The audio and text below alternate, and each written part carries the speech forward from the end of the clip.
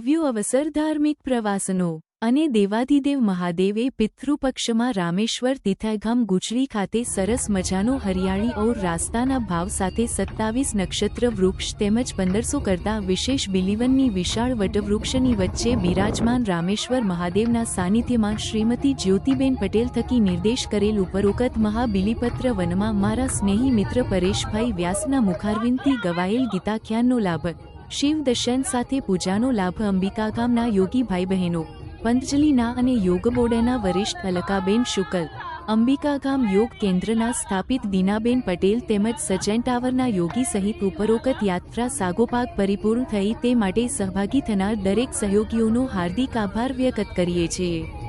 સાથે સપ્તેશ્વર મહાદેવ હરિસિદ્ધ માતાજી મત્સ્ય મહાદેવ તેમજ ત્રિદેવ મંદિરના દર્શનનો સૌને લાભ પ્રાપ્ત થયો તે માટે આનંદની પરમાનંદ સાથે અનુભૂતિ વ્યક્ત કરીએ છીએ।